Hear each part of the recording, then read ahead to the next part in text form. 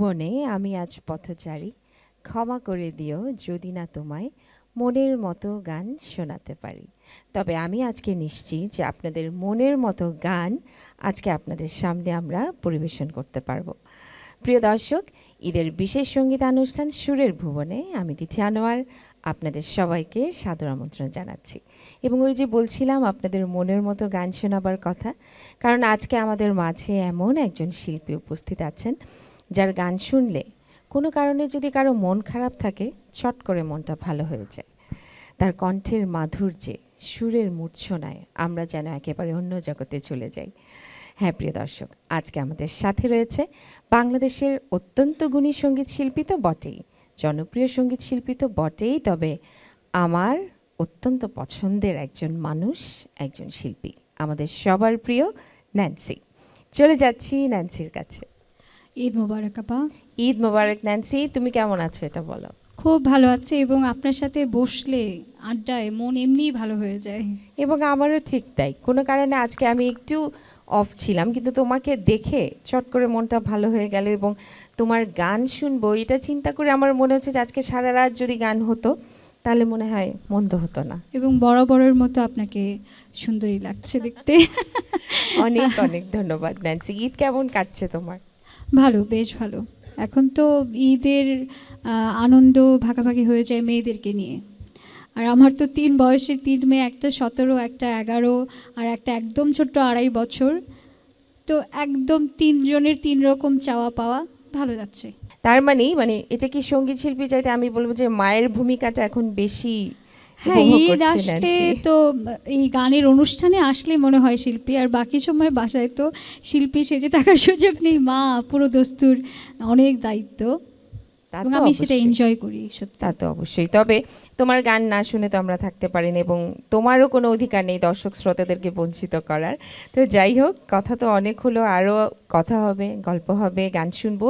এই মুহূর্তে একটা গান শুনতে চাই, কোন গানটা দিয়ে আজকের আয়োজন? আপা, আমার তো যাত্রা শুরু চলচ্চিত্রের গান দিয়ে। আমি বলি যে আমি আমার সময়কার শিল্পীদের মধ্যে অনেক বেশি ভাগ্যবান যে চলচ্চিত্র দিয়ে স্বপ্নের ব্যাপার, সেখান থেকে যাত্রা শুরু হয়েছে। তো যে গানটা গাইবো ওই চলচ্চিত্রের নাম ভালোবাসা আজকাল, পি.এ. কাজল ওনার পরিচালনায়। আর এই গানটির বিশেষত্ব হচ্ছে এই গানের কথা, সুর, সঙ্গীত আহমেদ ইমতিয়াজ বুলবুল ওনার করা। আমি একদম, যদিও খুব শেষ সময়ে ওনার সাথে কিছু কাজ করার সুযোগ আমার হয়েছে, সৌভাগ্য হয়েছে, তার মধ্যে একটি গান এটি। আর এই গানটি আমার সাথে দ্বৈত গেয়েছিলেন কিশোর।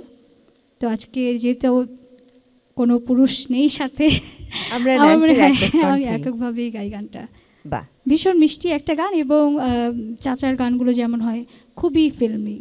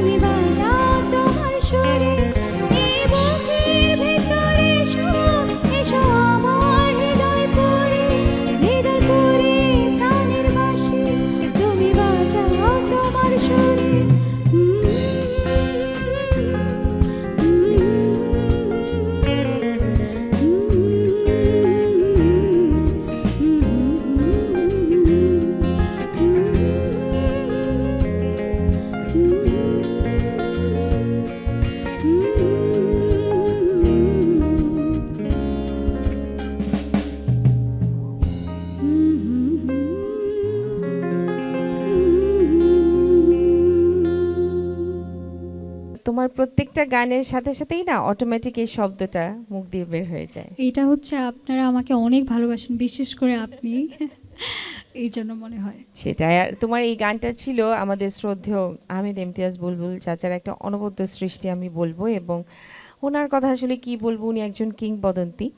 এবং আমি জানি না তুমি আমার সাথে একমত হবে কি না, আমার কাছে কেন জানি মনে হয় যে বুলবুল চাচাও যখন চলে গেলেন, মানে বাংলাদেশের সঙ্গীতাঙ্গনে আমি যদি বলি সুরকার কিংবা কম্পোজারদের মধ্যে কেমন যেন একটা শূন্যতা আমি অনুভব করি। এটা আমি মানে আপনার সাথে শতভাগ একমত। এবং আমার আফসোস হয় সবচেয়ে বড় যেটা, যে চাচার সাথে আমার দেশের গান কোনো একটা করা হলো না, এবং এই আফসোস আমার মনে হয় আমৃত্যু থেকে যাবে সত্যি। সেটাই, মানে ওনার একটার পর একটা দেশের গানগুলো মানে আমি কি বলবো যে অসাধারণ। তো যাই হোক ন্যান্সি, এবার তোমার কণ্ঠে আরও একটা গান শুনতে চাই, এবারে কোন গানটা শোনাবে? এবারে যে গানটি গাইবো এটাও একটা চলচ্চিত্রের গান। চলচ্চিত্রের নাম third person singular number, Mostofa Sarwar Farooki ওনার পরিচালনায়। আর এই গানটার কথা সুর সঙ্গীত প্রিন্স মাহমুদ ওনার। এবং আমরা ছোটোবেলা আমার মনে আছে যে তখন আমরা ক্যাসেট কিনতাম 30 টাকা দিয়ে। হিন্দি ক্যাসেট কিনতে পাওয়া যেত 25 টাকায়, এবং বাংলা ক্যাসেট কিনতে হলে 30 টাকা, এবং বাদামের টাকা জমিয়ে ক্যাসেট কিনতাম। এবং সেই সময়টাতে মানে সাধারণত কী হয়, কণ্ঠশিল্পী দেখে কিন্তু মানে সাধারণত ক্যাসেট কেনা হয়। আর তখন আমরা খেয়াল রাখতাম স্কুলে থাকতে যে প্রিন্স মাহমুদের কথা সুরে কবে গান আসবে। তো ওনার সুরে আমার গান গাওয়া হবে সেটা তো ভাবনাতে কখনো ছিল না, সেটা আল্লাহ পূরণ করে দিয়েছে, ভাগ্যে জুটে গেছে। সেটাই। তো ওনার গান ওই চলচ্চিত্রের জন্য, গানের শিরোনাম আমি কার।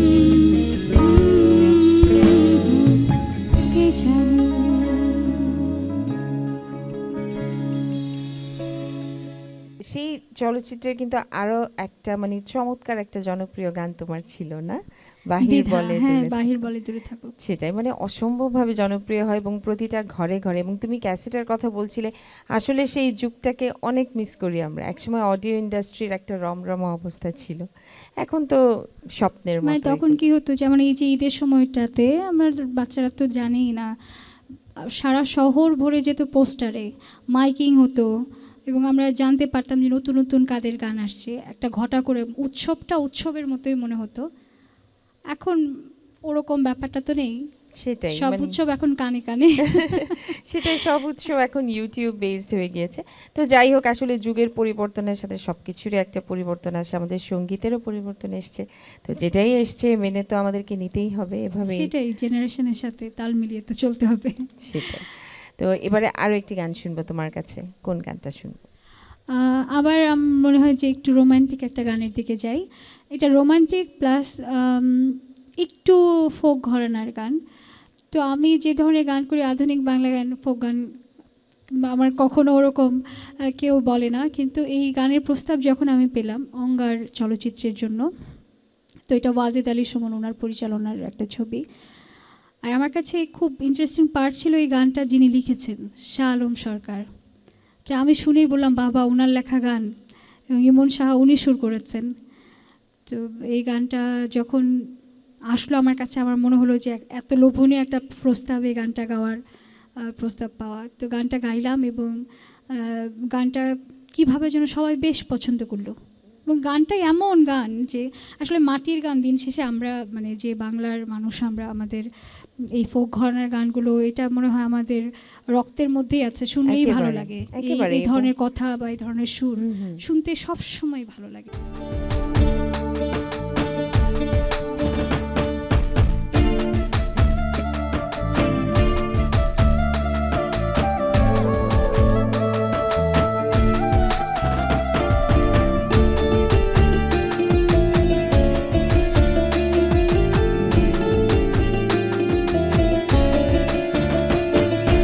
মনের ভিতরে, মনের বাহিরে, তুমি ছাড়া আর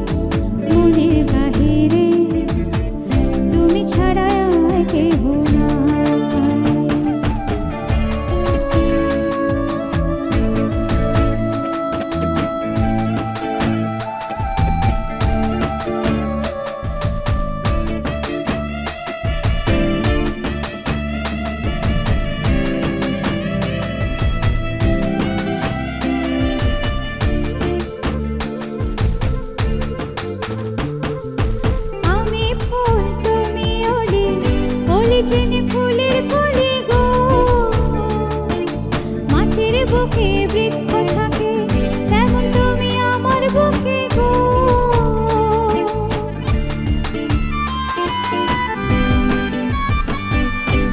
আমি ফুল তুমি ওলে, ওলে চিনি ফুলের পরে গো।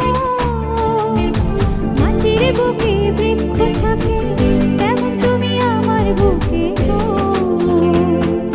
মিশে নির্জনে বসে দুজনে তুমি আমি খেলবো প্রেমের লাই। আমার এই দেহের দখল, আমার এই রূপের সকল, আমার এই দেহের দখল, আমার এই রূপের সকল তোমায় দিলাম তাই, তুমি ছাড়া আর কেহ নাই। মনের ভিতরে মনের বাহিরে তুমি ছাড়া আর কেহ নাই। মনের ভিতরে মনের বাহিরে তুমি ছাড়া আর কেহ নাই। গানগুলোতে না এক ধরনের মাটির সোদা গন্ধ আমরা পাই। ঠিক তাই, আসলে আমরা বাঙালিরা তো খুব দেশপ্রেমিক, মানে দেশের গান বলো কিংবা আমাদের পল্লী গানগুলো সত্যি আমাদেরকে টানে, তাই না? কারণ আমাদের ঐতিহ্যটাই কিন্তু গ্রামীণ একটা ঐতিহ্য। আর একটা কথা আমি এর মধ্যে না না বলে পারছি না। আপনি যখন বললেন মাটির সোদা গন্ধ, আমি অনেক দিন পরেই শব্দটা শুনলাম এবং সত্যি আপনি আরেকজন কিংবদন্তি আমাদের দেশে গাজী মাজহারুল আনোয়ার, ওনার সন্তান। আপনার বাংলা কথার ব্যবহার, শব্দের ব্যবহারে বোঝা যায় কিন্তু ভীষণ রকম। অনেক অনেক ধন্যবাদ। তবে জানো, মজার ব্যাপার হলো যে গীতিকবির মেয়ে আমি, কিন্তু কোনোদিন এই সাহসটা করিনি যে এক লাইন লিখবো। তো যাই হোক, আমরা ভবিষ্যতে আশায় থাকলাম যে ন্যান্সির লেখা গানও আমরা শুনবো ও বাবা, ভবিষ্যতে এক সময়। তো এবারে কোন গানটি শোনাচ্ছ? আচ্ছা, এবারে আমি গাইবো যে গানটি, এটা আমার প্রথম সোলো অ্যালবাম। আমার তো 6 থেকে ফিল্মের গান করছিলাম আমি। 2009-এ প্রথম আমার একটা সোলো অ্যালবাম হয়, সেটা ব্যানার ছিল সঙ্গীতা এবং অ্যালবামের শিরোনাম ছিল ভালোবাসা অধরা। তো সেখানে এই গানটা লিখেছিলেন দেলোয়ার আরজুদা শরফ, সুর করেছিলেন এসআই টুটুল।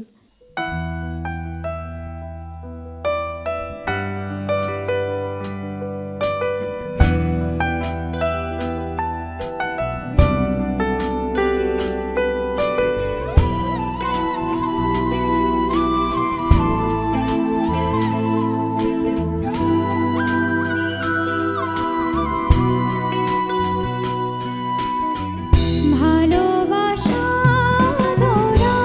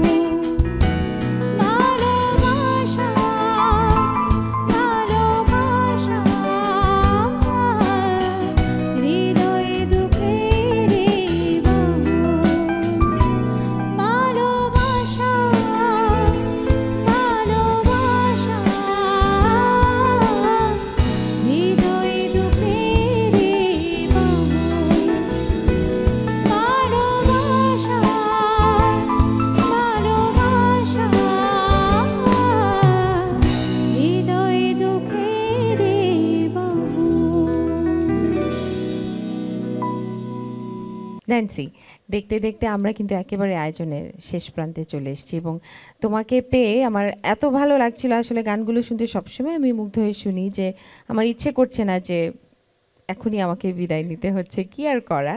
শেষ গানটা আমরা শুনবো, তবে শেষ পরিবেশনার আগে আমি তোমার কাছে একটু ছোট করে জানতে চাইবো যে এবারের ঈদে ন্যান্সির কি কোনো বিশেষ গান এসছে কিনা, আমরা কি এবারে পাবো কিনা আমার এর মধ্যে? এর মধ্যেই মুক্তি পেয়েছে বেশ কিছু গান। তার মধ্যে আমি বলবো চক্কর একটা ফিল্ম, যেটা এসেছে শরাফ আহমেদ জীবন ওনার পরিচালনায়। তো ওটার গানটাও মানে এর মধ্যেই শুনছি, মানুষের মানে যারা ভালো আমায় লাগছে। ভালোবাসেন তারা তো ভালোই বলেন, ওনারা ভালো বলছেন। কাজল আরেফিন অমির একটা চলচ্চিত্রে আমি গান করেছি, আমি এবং বালাম ভাই, আমরা দুজনে মিলে রোমান্টিক গান। তো সেটাও ভালো রেসপন্স পাচ্ছি। আরও কিছুদিন, ঈদের আরও কিছু সময় পার হলে তখন বুঝতে পারবো যে আরও কতটা মানুষের পছন্দ হচ্ছে। আরও একবার সবাইকে ঈদের অনেক অনেক শুভেচ্ছা জানাচ্ছি, ঈদ মোবারক। আমরা শেষ পরিবেশনায় যে গানটি শুনবো সেই গানটি সম্পর্কে একটু শুনি, কোন গানটি শোনাচ্ছে? এই গানটি লিখেছেন আসিফ ইকবাল, এবং এই গানটির সুর সঙ্গীত করেছেন নকিব খান। এবং নকিব ভাইয়ের সাথে আমার এটা প্রথম এবং এখন পর্যন্ত আনফর্চুনেটলি শেষ কাজ, এবং আমি খুব আশায় আছি যে খুব শীঘ্রই ওনার সাথে আমি চাই আরও অনেক দারুণ দারুণ গান হোক। আর এই গানটার একটা বিশেষ পার্ট হচ্ছে গানের একটা অংশে পিয়ানো বাজিয়েছেন রোমেল আলী। তো আচ্ছা। রোমেল ভাইয়ের পিয়ানোর আসার সাথে সাথে আমার মনে হচ্ছে যে গানটার মধ্যে একদম সব নতুন মাত্রা যোগ নতুন একটা হয়েছে। মাত্রা যোগ হয়েছে। হ্যাঁ, বাহ, গানটা আমরা শুনবো, জি। শুনতে শুনতে বাড়ি যাব।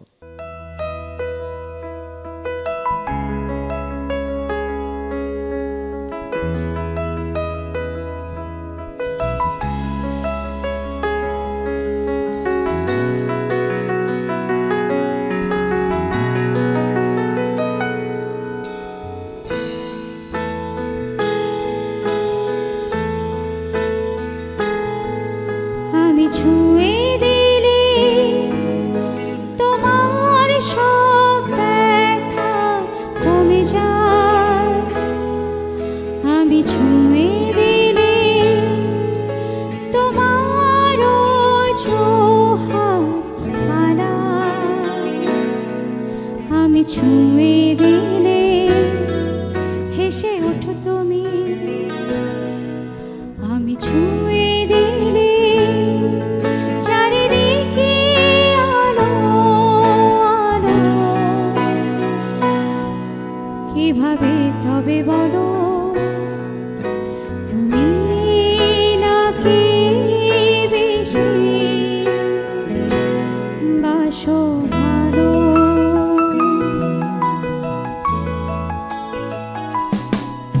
আমি ছুঁয়ে দিলে তোমার সব ব্যথা কমে যায়, আমি ছুঁয়ে দিলে তোমার ছোঁয়ার পালা, আমি ছুঁয়ে দিলে হেসে ওঠো তুমি, আমি ছুঁয়ে দিলে চারিদিকে আলো আলো। কিভাবে তবে বলো তুমি নাকি বেশি বাসো ভালো।